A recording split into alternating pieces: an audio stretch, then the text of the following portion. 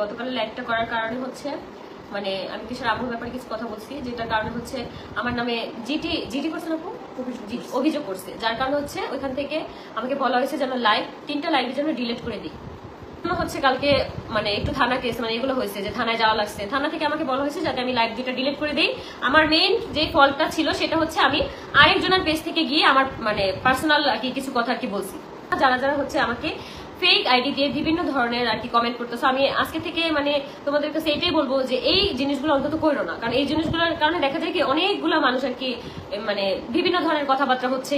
Beauty in style থেকে লাইভে গেছি তখন কিন্তু এই মানে ধরনের আর কি কমেন্ট অনেক আসছে যে আমার মা নাকি পরকীয়া করছে, আমার বাবারে নাকি দোকান থেকে বের করে দিছে, তারপর হচ্ছে আমার এক্স বয়ফ্রেন্ড নিয়ে অনেক নানা ধরনের কথা, আমার এক্স হাজবেন্ড নিয়ে কথা পর্যন্ত চলে আসছে।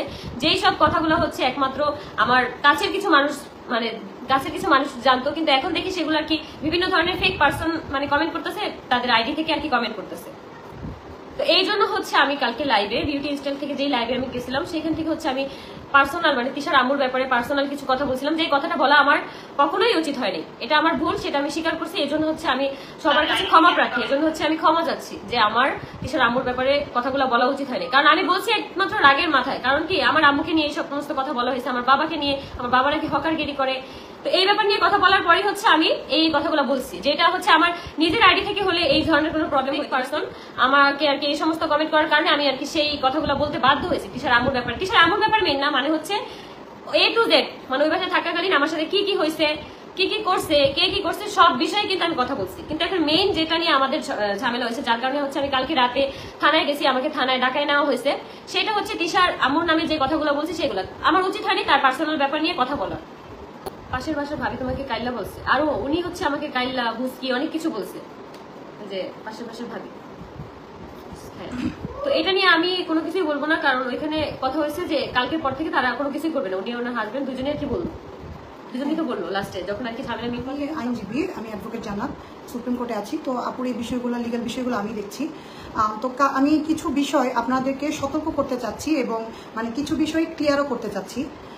প্রথম কথা হচ্ছে যে আপু কালকে কাশফিয়া কালেকশনের একটা লাইভ করছিল, আর হচ্ছে বিউটি স্টাইলের একটা লাইভ করছিল। তো সেখানে আপনারা যেটা করছেন যে তৃষা আপু, তারপর হচ্ছে আখি আপু, ওনাদের একটা ফ্যামিলি ছিল, ওনারা একসাথে 2 বছর আপু ওই বাসায় থেকেছেন, সংসার করেছেন, তাদের একটা বেবি হয়েছে। তো প্রত্যেকটা ফ্যামিলিতে কিন্তু পারিবারিক প্রবলেম থাকে, সেটা আপনার ফ্যামিলিতেও আছে, আমার ফ্যামিলিতেও আছে, পৃথিবীতে কিন্তু প্রবলেম ছাড়া কেউ না।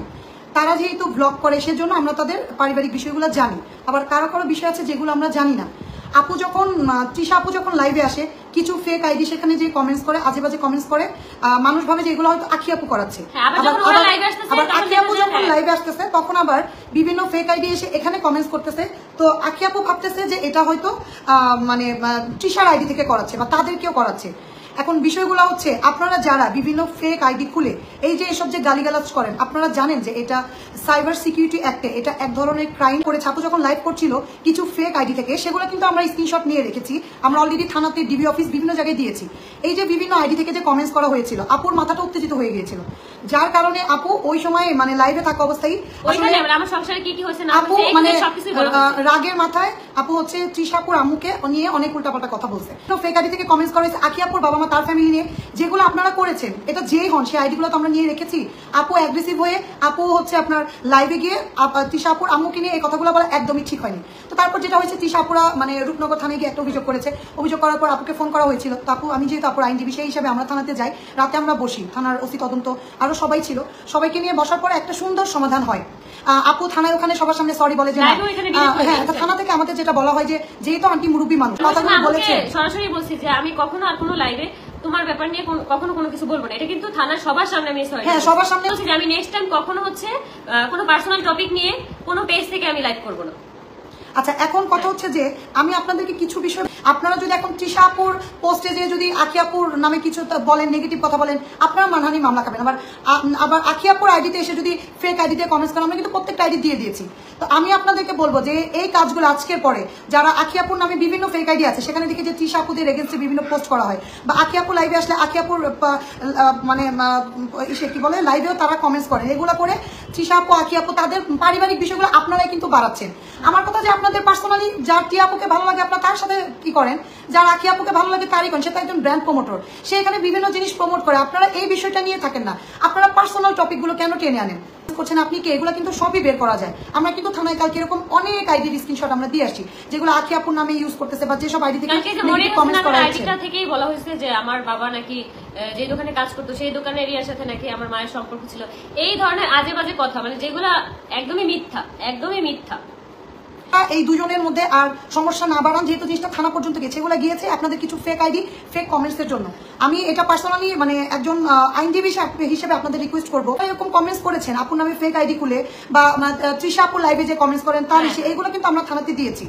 এরপরে যারা যারা এই কমেন্টস করবেন তাদের আইডি গুলো দিতে থাকবে, এগুলো নিয়ে অলরেডি থানা থেকে অ্যাকশন নিবে। কারণ তাদের মাঝে কিন্তু যেসব ফেক আইডি গুলো থেকে এরকম করতেছো, আমি তোমাদেরকে এখনো বলি যে তোমরা এইসব করো না। কারণ এইসবের কারণে দেখা যাবে একটা বড় ধরনের ঝামেলায় ফেসে যাবা, সেটা কিন্তু কোনোদিন আর কি ভালো হবে না। আমি চাই যে আমি যেহেতু পার্সোনাল টপিক গুলো নিয়ে কথা বলা অফ করছি, তাদের যেগুলো এগুলো তাদের পার্সোনাল বিষয়, তারা সংসার করবে কিনা, আকি আপু যাবে কিনা, থাকবে কিনা, এগুলো তাদের ব্যক্তিগত বিষয়। তারা তাদের ব্যক্তিগত বিষয় নিয়ে তারা হয়তো পার্সোনালি ফোনে কথা বলবে, কিন্তু আজকের পর থেকে আকি আপু কখনো তৃষা আপু বা তার ফ্যামিলি মেম্বার আহাত ভাইয়া কাউকে নিয়ে কিছু বলবে না, আর আকি আপু তৃষা আপুরাও কাউকে নিয়ে তাকে নিয়ে কিছু বলবে না, পাশের বাসার ভাবিও বলবে না। কালকে থানা থেকে খুব সুন্দর মতো জিনিসটা সলিউশন করা হয়েছে, আপনারা এটাকে খুব সুন্দরভাবে নিন। আকি আপু যেগুলো ভুল ত্রুটি করেছে সেগুলো আপনারা ক্ষমাসুলভ দৃষ্টিতে দেখেন। ভাই আমাদের তো সবারই মরে যেতে হবে। আপনারা এই যে উল্টাপাল্টা মানে একজনকে একটা কমেন্টস করে দিলেন, আপনারা চিন্তা করেন যে এই মানুষগুলার, আপনার মাকে নিয়ে যদি আমি একটা কথা বলি আপনারা এটা মেনে নেবেন? এই মানুষগুলো তাদের তো বাচ্চা আছে, আকি আপুর বাচ্চা আছে, তৃষা আপুর বাচ্চা আছে, তাদের বাচ্চাগুলো বড় হবে, তারা বিভিন্ন ট্রোলিং এর শিকার হবে, তারাকে সাইবার বুলিং এর শিকার হবে। আমরাও তো আমাদের তো নিজেদের মা বাবা ভাই বোন সন্তান আছে, আপনারা মানে মানুষকে এইভাবে করিয়েন না। তাদেরকে একটু বাঁচতে দিন, তাদের সন্তানগুলো নিয়ে তাদেরকে বাঁচতে দিন। তারা আর তাদের ব্যক্তিগত বিষয়গুলো আর কখনোই মিডিয়াতে আনবে না। থানা থেকে খুব সুন্দর একটা সলিউশন করে দেওয়া হয়েছে কালকের বিষয়গুলো নিয়ে। তাপু তো অলরেডি এর জন্য লাইভটা ডিলিট করে দিয়েছে। আপনাদের কাছে রিকোয়েস্ট থাকবে যে আপনারা তাদেরকে একটু তাদের মতো করে থাকতে দিন। এই যে বিভিন্ন আইডি খুলে এগুলো নিয়ে আপনারা আর এই জিনিসগুলো আর বাড়িয়েন না।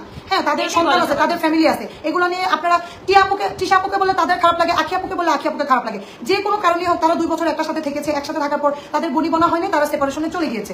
হ্যাঁ, এখন এগুলো নিয়ে আমরা তো ভাই থার্ড পার্সন, আমরা এখানে তাদের সম্পর্ক নিয়ে বলার কেউ না। আচ্ছা, আমি যদি আপনার সম্পর্ক নিয়ে বলি, আপনার যদি কোনো কারণে আপনার হাজব্যান্ড বা ওয়াইফের সাথে ডিভোর্স হয়ে যায়, আমি যদি সেখানে সোশ্যাল মিডিয়াতে বলি, আপনিও কিন্তু আমাকে ছেড়ে কথা বলবেন না।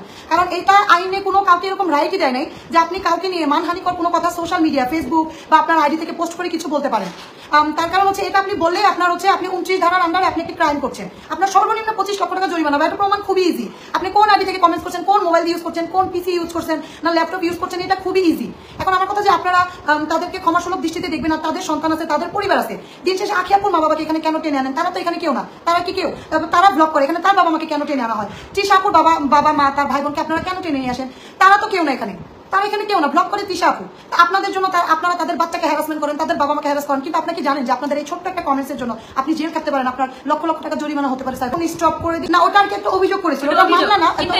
কয়েকজন আর কি কমেন্ট মানে কিছু কমেন্ট করতেছে যে ফেক আইডি থেকে যারা কমেন্ট করবে, আকি তো অলরেডি একটা মামলা খাইছে, তোরাও খাবি মামলা। আচ্ছা, যারা ফেক আইডি থেকে আপু কমেন্টস করবে, আমাদের তো থানা থেকে বলে দিয়েছে, আমরা ওইগুলো স্ক্রিনশট নিয়ে তাদেরকে দিব, তারা অ্যাকশন নিবে। না, এখানে মানে এতটুকু জাস্ট কথা বলার না, এখানে আপু আমি মামলা খাইছি, ওরাও নাকি মামলা খাবে। এখানে আমার নামটা কেন উল্লেখ করতেছে যে আমি মামলা খাইছি? তৃষা আপুর মাকে নিয়ে এরকম লাইভে এসে বলার পর স্বাভাবিক, এটা আমার মাকে নিয়ে বলে আমিও করতাম। আহাত ভাইয়া হচ্ছে থানায় গিয়ে, আহাত ভাইয়া সে একটা হচ্ছে আপনার অভিযোগ করে, অভিযোগ মানে মামলা না, অভিযোগ করার পর সেটা তদন্ত হয়, তদন্ত হয়ে যদি পুলিশ সত্য তবে তারপর মামলা নেয়। তো পুলিশ ডাকার পরে আসলে আপু যে বলে যে না আমার আসলে ভুল হয়েছে, আমি তার মাকে নিয়ে যে লাইভে এসে কথাটা বলেছি, আমি উত্তেজিত হয়ে বলছি আমার ভুল হয়েছে, আপু সরি বলে, সরি বলার পর সেটা তো মীমাংসা হয়ে গেছে। আপনারা না যে করছিল অভিযোগের পর আসলে আপু তো থানায় গিয়েছে, আমি তার সাথে গিয়েছি, আমরা রাতে গিয়ে বসেছি, বসার পরে আপু বলছে যে না আমার আসলে সে মুরব্বী, তাকে নিয়ে আমার এরকম বলা ঠিক আছে। আপু সরি বলেছে, জিনিসটা খুব সুন্দর মতো সলিউশন হয়েছে। আর আপনারা, আমি বলবো পাশের বাসার ভাবিকে নিয়েও আপনারা আজে বাজে কিছু বলিয়েন না, পাশের বাসার ভাবিকে নিয়েও বলেন না, কারণ উনি সামহাও এখানে ইনভলভ হয়ে গেছে।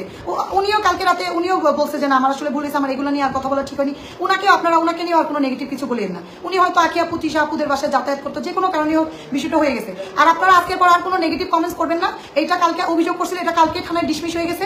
আকি আপুকে উত্তেজিত করবেন না, আর তাদেরকে আর উত্তেজিত করবেন না। আশা করতেছি এটা আপনারা এখানেই শেষ করবেন। থানা থেকে আমরা লাইভ ডিলিট করার মেইন কারণ সেটা তোমরা এখন জানতে পারছো। যারা লাস্টে জয়েন হয়েছো তারা শুরু থেকে দেখে নাও। এই পর্যন্ত অহরহ ফোন কল টেক্সট অনেক কিছু আসতেছে, যার কারণে আমি ক্লিয়ার করে দিলাম। আর আমি তোমাদেরকে এতটুকু বলি যে ফেক আইডি থেকে আমাকে আর কোনো ধরনের কোনো আক্রমণ করো না, কারণ এটার ব্যাপারে কিন্তু আমি লিগেল অ্যাকশন নিব। ঠিক আছে, এটার ব্যাপারে হচ্ছে আমি অ্যাকশন নিব যে ফেক অ্যাকাউন্ট থেকে যে আমাকে আজে বাজে কথা বলো বা আদার্স কোনো কিছু বলতেছে আমার ফ্যামিলি নিয়ে, আমাকে নিয়ে, এটার ব্যাপারে কিন্তু নেক্সট টাইম যদি কোনো কিছু হয় আজকের পর থেকে, যে এখন এই মুহূর্তের পর থেকে যদি কোনো কিছু হয়, তাহলে এটার ব্যাপারে হচ্ছে আমি অ্যাকশন নিব। হ্যাঁ, যে আমি আমার মতো ভালো থাকতে চাই, ওরাও এগুলো নিয়ে আর কোনো কথা বলবেন?